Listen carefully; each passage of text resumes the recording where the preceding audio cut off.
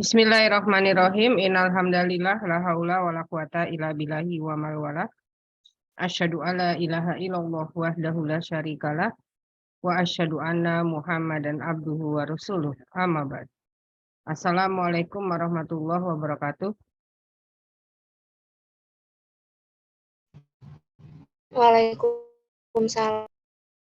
Waalaikumsalam warahmatullahi wabarakatuh. Pertama-tama kita panjatkan rasa syukur serta puja dan puji hanya kehadirat Allah Subhanahu wa taala yang atas nikmat dan karunia-Nya serta izin dan ridhonya kita bisa menyelenggarakan kembali bimbingan skripsi secara online. Hari ini kita khusus membahas bab 1 yang sudah dikirim oleh Citra dan Ara. Mudah-mudahan bimbingan hari ini berjalan dengan lancar, tidak ada kendala apapun, sehingga mahasiswa setelah saya revisi bab 1-nya bisa langsung memahami, kemudian langsung memperbaiki. Nanti kalau ada yang tidak dipahami, langsung ditanyakan, ya. Insya Allah bimbingan ini akan di-upload ke YouTube. Kemudian saya share ke grup supaya yang lain juga bisa menyimak. Karena biasanya kekeliruan-kekeliruan yang dibuat oleh mahasiswa itu mirip-mirip gitu ya.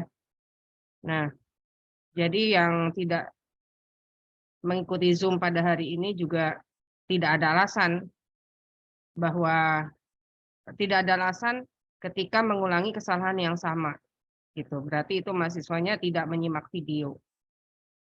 Juga akan saya upload video sebelumnya ya, saya lupa untuk diupload ke YouTube. Tolong diingatkan ya kalau dalam 2-3 hari ini saya lupa lagi.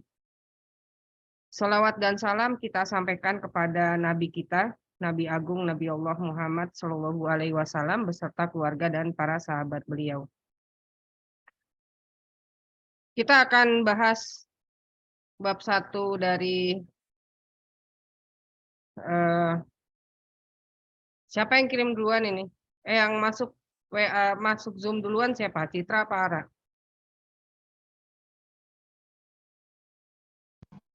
Saya, Bu. Ya. Citra juga disimak ya.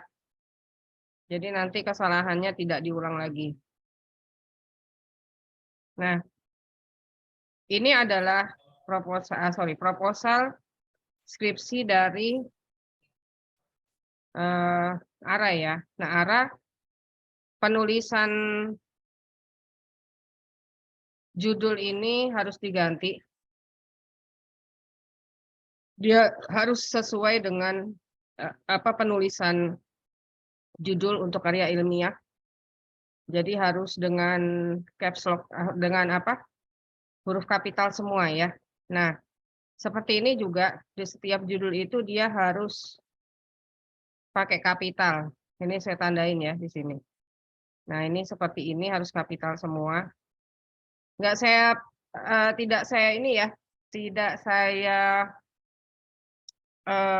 tandai merah satu persatu karena nanti terlalu lama. Gitu. Nah, nanti Ara betulkan sendiri, gitu ya. Kemudian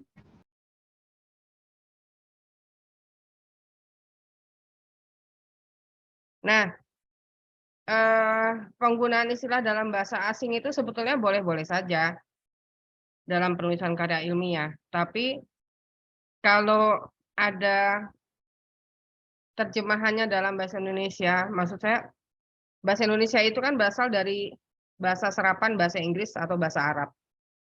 Nah, ini kan unpaid, ini kan bahasa Arab ya. Bahasa Inggris. Nah, kalau ada sinonimnya, persamaannya dengan bahasa Indonesia ya pakai bahasa Indonesia gitu. Apa ini unpaid? Itu kan tidak dibayar ya. Perlindungan tenaga kerja magang atau training terhadap praktek unpaid. Jadi rupanya ada tenaga kerja magang yang tidak dibayar oleh perusahaan. Ini maksudnya apa ini Ara? Ara tuh mau meneliti tentang apakah Undang-Undang Ketenagakerjaan memberikan perlindungan hukum terhadap tenaga kerja magang, gitu.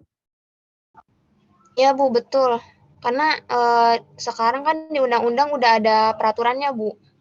Ya, Undang-Undang Ketenagakerjaan ini mengatur tentang tenaga kerja magang, gitu. Iya Bu. Yang harus dapat apa? Bentuknya honor, gaji, atau gimana? Kalau di situ sih tulisannya ada uang saku, uang makan, sama uang itu Bu. Uang apa? Perjalanan gitu. Oke. Nanti ini dicari istilahnya dalam bahasa Indonesia ya, unpaid. Baik Kemudian Bu. ini kok dosen pembimbingnya Bu Dwi. Iya Bu, belum diganti. Oke. Nah, ini juga ya. Ini kayak gini-gini nanti diperbaiki sendiri ya. Nah, Baik Bu. ini sampai ke bawah nanti perbaiki ini harusnya dari 1 halaman, jangan 2 halaman seperti ini. Terus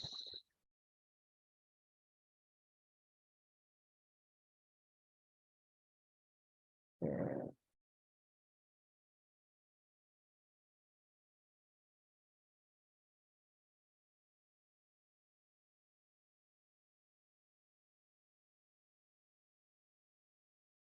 bab 2-nya udah bikin belum? Udah Bu. Oh, udah.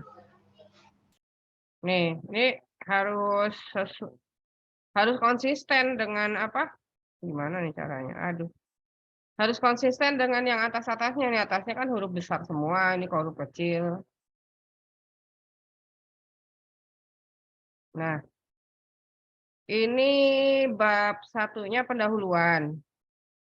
Saya langsung ke identifikasi masalah.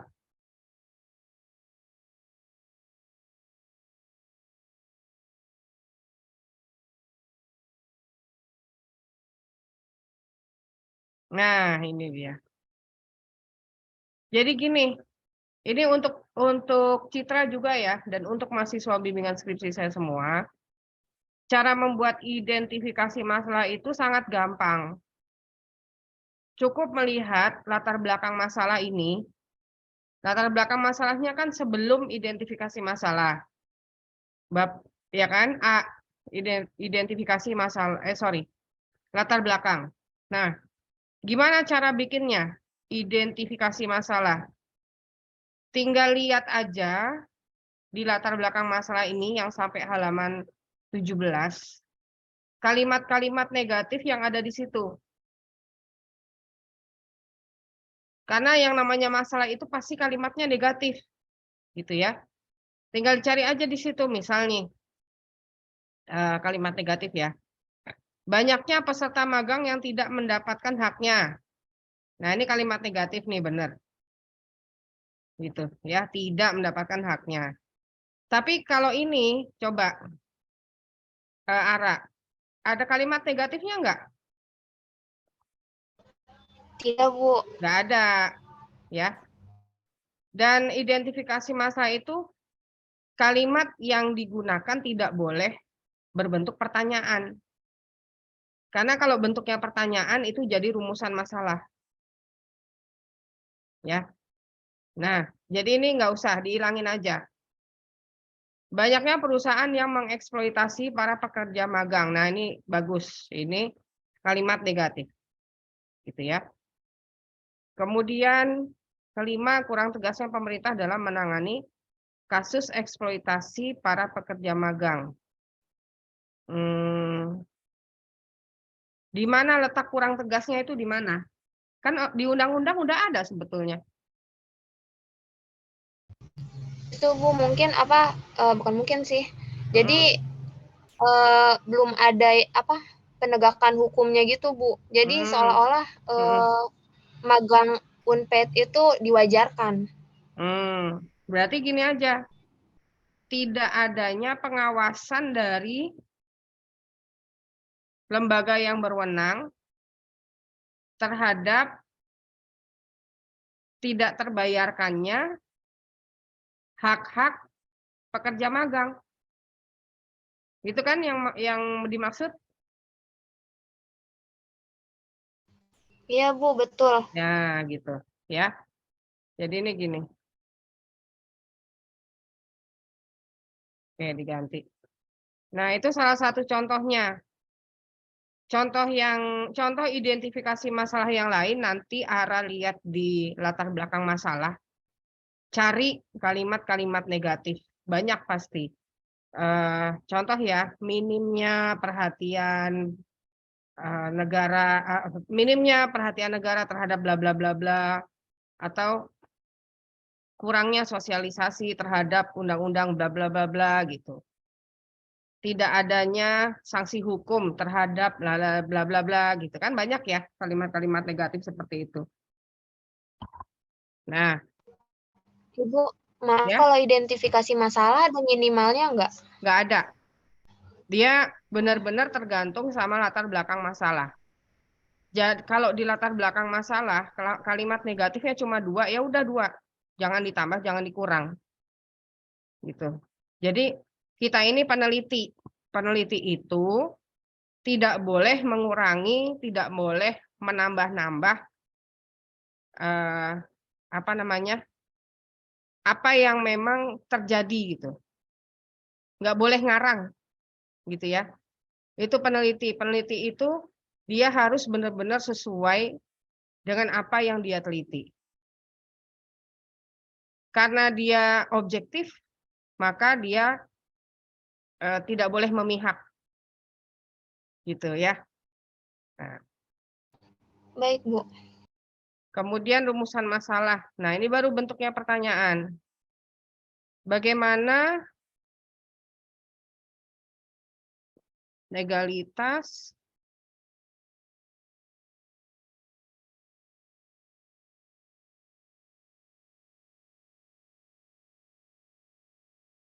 bagaimana perlindungan hukum terhadap peserta magang ditinjau dari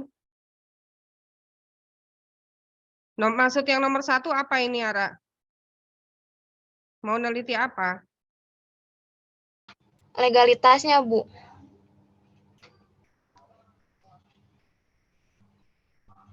Legalitas. Sebentar ya, ini baterai saya udah mau habis. Mana sih?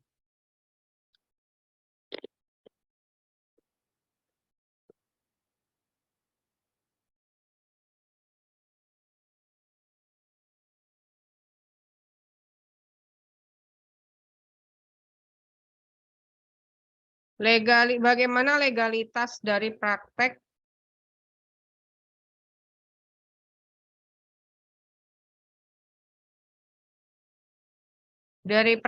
unpaid internship?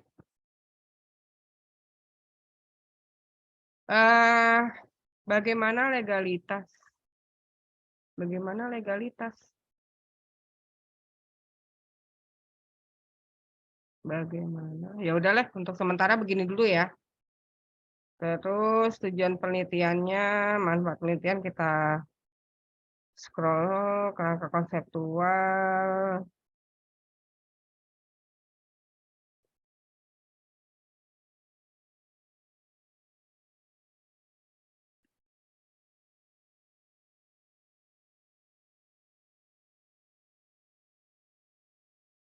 Cara bikin kerangka konseptual itu dari judul. Nih, kita ke judul dulu. Nah ya, konsep. Jadi kalau kita nulis karya ilmiah, kita kan harus punya konsep. Nah, konsep itu kan ada batasannya. Supaya nggak melebar kemana-mana, juga tidak kurang keterangannya. Tidak kurang keterangan di dalam karya ilmiah.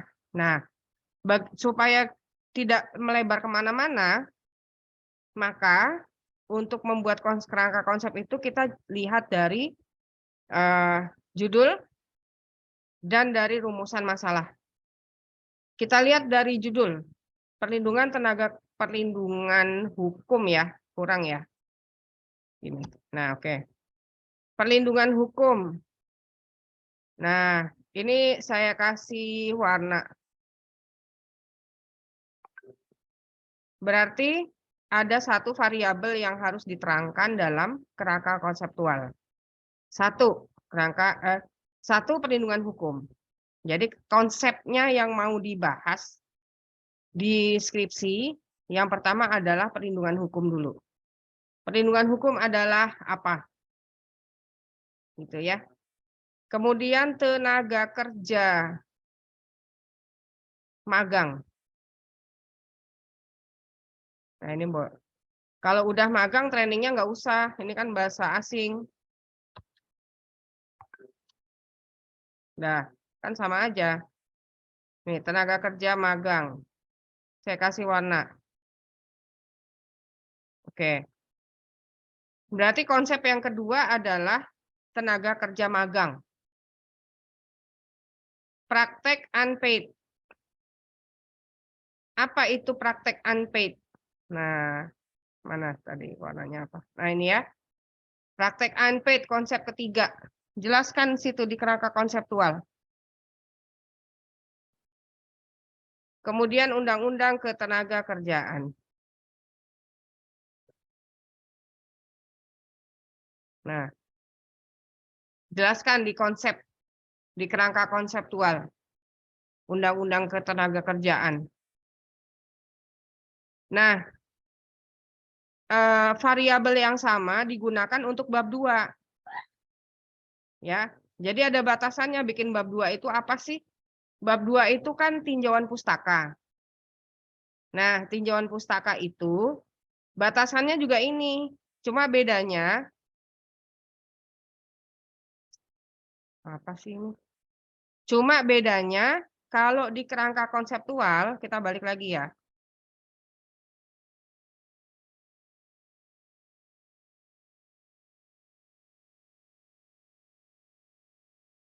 Kalau di kerangka konseptual itu apa? Singkat.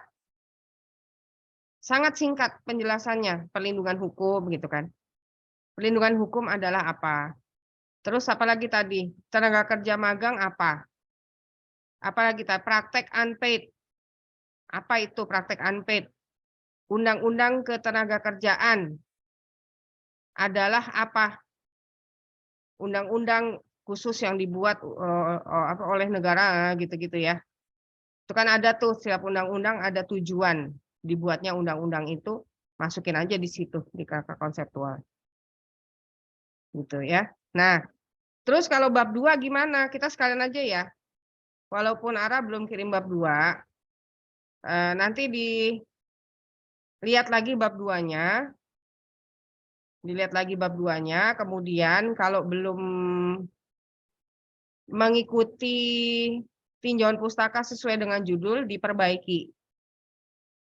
Itu ya, Ra ya. Nah, terus bedanya apa sama kerangka konseptual? Kalau kerangka konseptual itu kan dia to the point gitu. Tapi kalau tinjauan pustaka, kita boleh jelasin. Contoh ya, kalau di kerangka konseptual kan tenaga kerja magang doang gitu yang kita jelasin di situ. Tapi kalau tinjauan pustaka, Ara bisa mulai dari jenis-jenis tenaga kerja. Gitu ya. Jenis-jenis tenaga kerja yang diatur dalam Undang-Undang Ketenagakerjaan. Gitu. Misalnya tenaga kerja tetap, tenaga kerja ini, tenaga kerja itu gitu. Misalnya ada 5 jenis nih tenaga kerja. Jelaskan di situ. Kenapa? Supaya pembaca tahu apa sih perbedaannya antara tenaga kerja 1, 2, 3, 4, 5. Nah, supaya memudahkan pembaca, bikin dalam bentuk tabel. Gitu ya. Misalnya, keuntungan dan kerugian atau keunggulan dan kelemahan menjadi tenaga kerja apa gitu, misalnya tenaga kerja tetap lihat lagi undang-undang ketenagakerjaan ya, Ara ya, itu tenaga kerja itu ada berapa sih jenisnya? Terus masing-masing itu pasti punya keunggulan dan punya kelemahan. Itu. Nah, di situ jadi membuat bab 2 itu tidak semata-mata dari buku-buku aja. Gitu ya. Perbanyak jurnal. Ingat ya, untuk sidang proposal minimal itu 20 literatur. 20 literatur itu bisa dikombin. Misalnya buku 10, jurnal 10. Atau bukunya 15, jurnalnya 5. Atau sebaliknya bukunya 5, jurnalnya 15. Gitu ya. Yang jelas minimal 20 literatur untuk maju ke sidang proposal. Gitu. Nah, kesempatan untuk memperbanyak daftar pustaka itu ada di bab 1 dan bab 2. Karena nanti mulai bab 3, bab 4 sudah sedikit kita pakai daftar pustaka. Kenapa? Karena di bab 3 itu hasil penelitian, yang bab 4 tuh analisa. Apalagi bab 4 udah sangat sedikit pakai daftar pustaka. Kecuali untuk kerangka teori. Gitu ya. Di sini ada sampai sini yang mau ditanya enggak? Ara dan Citra.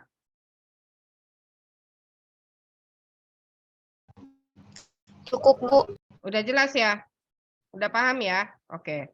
Nah, oke, kita lewatin ya kerangka konseptual. Mana kerangka teori? Ini kok panjang banget kerangka konseptual? Nggak usah. Aduh. Gimana nih caranya? Ini nggak usah.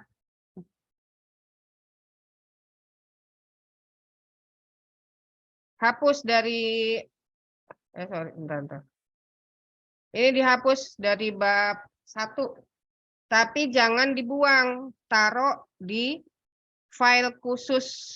Jadi terpisah dari bab 1, bab 2, 3, 4, 5. File khusus apa namanya? Kumpulan apalah terserah namanya ya, kumpulan. Jadi itu isinya itu tulisan-tulisan yang tidak berada di bab itu gitu. Yang tidak boleh berada di bab itu. Nah, nanti kan masih ada bab 3, bab 4, bab 5. Bisa dipakai di situ. Gitu. Jadi jangan dihapus. Gitu ya. Maksudnya jangan di-delete. Pindahin aja. Ini memang tidak di sini, tidak di kerangka konseptual. Kerangka teori. Harus ada prolognya dulu di sini. Prolognya apa?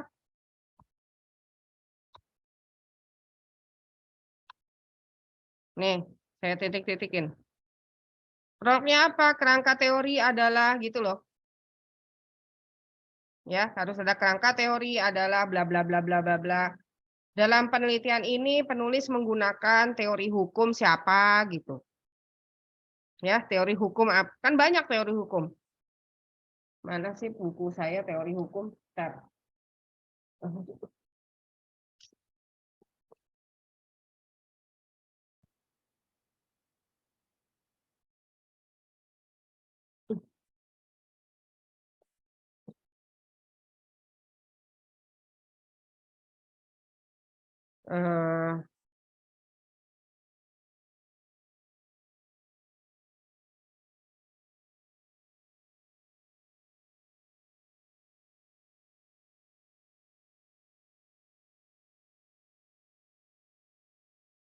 Ini teori-teori hukum nih.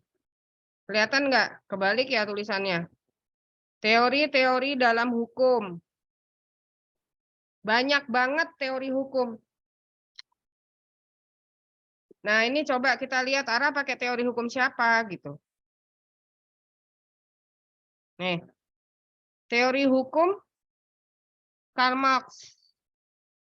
Apaan nih alienasi? Baru dengar saya. Apa ini? Alien.